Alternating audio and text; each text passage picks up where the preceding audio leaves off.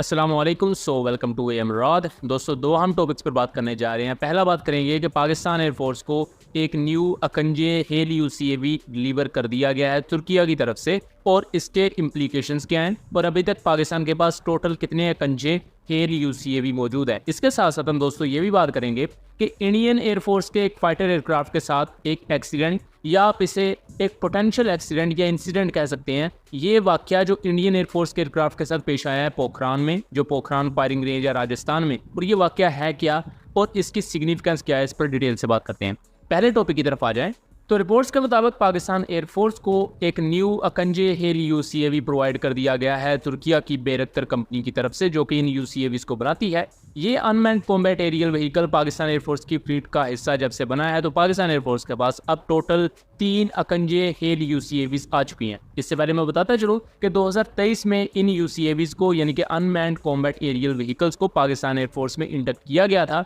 और ये तब से पाकिस्तान एयरफोर्स को सर्व कर रहे हैं। पाकिस्तान इस खित्ते में वो पहली एयरफोर्स बनती है जिसके पास एक high altitude long endurance drone है जिसे हेल यूसीएवी कहा जाता है, जबकि इंडिया एक ऐसा ही मेल यूसीएवी और हेल यूसीएवी बनाने की कोशिश कर रहा है जो कि अभी अपने डेवलपमेंट फेजेस में है। दोस्तों, अकंजे हेल यूसीएवी 8 हार्ड पॉइंट्स पर मुख्तलिफ किस्म के वेपन्स को, लॉन्ग रेंज स्ट्राइक म्यूनिशंस को कैरी कर सकता है। इसके साथ साथ फ्यूचर में इन पर हमें राद क्रूज मिसाइल भी देखने को मिल सकता है, जो कि पाकिस्तान का nuclear capable air launch cruise missile है। इसके साथ साथ ये 1300 किलोग्राम से ज्यादा का पेलोड कैरी कर सकता है और 40,000 फीट से ज्यादा की बुलंदी तक प्रवास कर सकता है। 40,000 फीट की बुलंदी मैक्सिमम इसकी एल्टीट्यूड है, जबकि विकिपीडिया पर यह 30,000 फीट लिखा हुआ है। दोस्तों, कंजे यूसीएवी का पाकिस्तान एयरफोर्स में आना ये तुर्किया के लिए काफ़ी ज़्यादा अहम साबित हुआ, क्योंकि जब से पाकिस्तान एयरफोर्स ने इन यूसीएवीज को इस्तेमाल करना शुरू किया, मुख्तलिफ ऑपरेशंस में डिप्लॉय किया, क्योंकि पाकिस्तान ने ज़्यादा इनसे अभी तक इंटेलिजेंस रिलेटेड काम लिया है, इंटेलिजेंस गैदरिंग इसके सिंथेटिक अपर्चर रडार के थ्रू,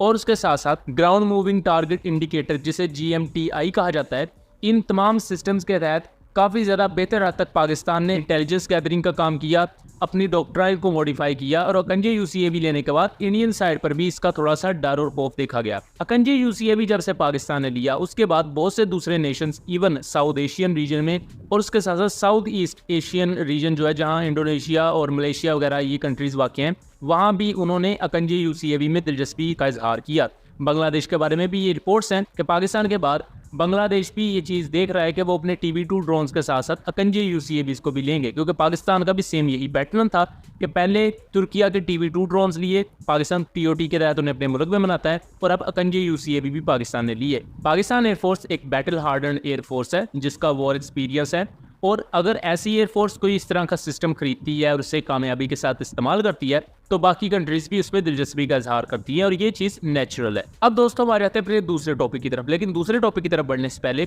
मैं आपको एक चीज़ बताता चलूँ कि रिसेंटली लद्दाख के एरिया में इंडियन और चाइनीज ट्रूप्स के दरमियान कुछ झड़पें हुई हैं। इस पर हम बहुत जल्द अपने सेकंड चैनल कॉन्फ्लिक्ट कार्ड रात पर डिटेल्ड वीडियो बनाने वाले हैं। सेकंड चैनल का लिंक डिस्क्रिप्शन में दिया होगा और उसके साथ साथ रिप्लाईज में भी पिन किया होगा, so make sure to subscribe that channel. अब आ जाते हैं हम दूसरे टॉपिक की तरफ। दोस्तों, इंडियन एयरफोर्स ने अपने ऑफिशियल जराये के थ्रू ये क्लेम किया कि एक इंडियन एयरफोर्स का फाइटर एयरक्राफ्ट जिसने एक एयर स्टोर को एक्सीडेंटली ड्रॉप कर दिया पोखरान फायरिंग रेंज में, और इस इंडियन एयरफोर्स के फाइटर जेट में टेक्निकल फेलियर आया, जिसकी वजह से इसे जो ये एयर स्टोर था, एयर स्टोर से मतलब कोई भी फ्यूल टैंक हो सकता है या कोई मिसाइल या बॉम्ब हो सकता है, उसे गिराना पड़ा ताकि अपना वजन हल्का किया जा सके और कामयाबी के साथ लैंड किया जा सके, क्योंकि अगर उस एयर ड्रॉप को या पेलोड को ना गिराया जाता तो पूरे का पूरा एयरक्राफ्ट ही क्रैश हो सकता था। जो ऑफिशियल लफ्ज यूज किया गया इंडियन एयरफोर्स की प्रेस रिलीज में वो ये था, इनएडवर्टेंटली ड्रॉप्स एयर स्टोर। और इसके बाद अल्फा डिफेंस की एक रिपोर्ट के मुताबिक ये जो इंडियन एयरफोर्स का एयरक्राफ्ट था, ये SU-30 MKI था, और इसने ये जो एयर स्टोर गिराया है ये बुनियादी तौर पर rampage air launch ballistic missile है, क्योंकि इंडिया ने रिसेंटली क्लेम किया था कि वो अपने SU-30 पर भी ये इजरायली साख्ता एयर लॉन्च बैलिस्टिक मिसाइल्स को लगाएगा। तो हो सकता है इसकी टेस्टिंग वगैरह चल रही हो और इसके ट्रायल्स कुछ चल रहे हो, जिसके दौरान SU-30 MKI में ये टेक्निकल फेलियर आया और पायलट ने जहाज को बचाने के लिए इस मिसाइल को गिरा दिया। दोस्तों, इंडियन रिपोर्ट्स के मुताबिक ये रैम्पेज मिसाइल जिस जगह पर गिरा है वहाँ किसी भी किस्म का जानी या माली नुकसान नहीं हुआ, क्योंकि वो एक फायरिंग रेंज थी, लेकिन इस टेक्निकल फेलियर की वजह से SU-30 की परफॉर्मेंस पर भी अब क्रिटिसिज्म हो रहा है, या आप ये कह सकते हैं कि सवालिया निशान इस पर उठ रहे हैं कि क्या SU-30 वाकई कंपेटेबल है इजरायली मिसाइल्स को कैरी करने के लिए, क्योंकि SU-30 में कुछ कंपोनेंट्स इंडिया के अपने हैं, बाकी इसमें कुछ कंपोनेंट्स रशियन से आता है। इसमें इवन ये कुछ इजरायली पोर्ट्स को भी कैरी कर सकता है इलेक्ट्रॉनिक वॉरफेयर के लिए। तो ये एक मिक्सचर सा एयरक्राफ्ट इंडिया ने बनाया हुआ है। तो इसमें जो इंटीग्रेशन के मसाइल हैं वो हमेशा से ही रहे हैं, और शायद इसी से रिलेटेड एक मसला अब देखा गया, जहाँ पोखरान के ऊपर जब इसके ट्रायल्स कुछ चल रहे थे इस मिसाइल के साथ, तो इसमें वो टेक्निकल फेलियर आया और पायलट को ये मिसाइल गिराना पड़ा। बहरहाल ये जो पूरा वाकया हुआ है, इसको लेकर इंडिया ने एक बोर्ड ऑफ इंक्वायरी तैनात कर दिया है, जो कि इस पूरे वाकये की वजूहात को जानेगा और इसके बारे में मुकम्मल रिपोर्ट देगा। लेकिन रैम्पेज मिसाइल कब तक ऑपरेशनल होंगे SU-30 के साथ, इसके बारे में कुछ नहीं कहा जा सकता। बहरहाल ये था एनालिसिस, उम्मीद करता हूँ चीज़ें क्लियर नहीं होंगी। दोस्तों वीडियो पसंद आई हो तो इसे ज़्यादा से ज़्यादा शेयर कीजिएगा, ताकि इस तरह की मज़ीद इन्फॉर्मेटिव वीडियोज़ हम आपके लिए लेकर आ सकें। मिलेंगे अगली वीडियो में, तब तक के लिए अल्लाह हाफिज़।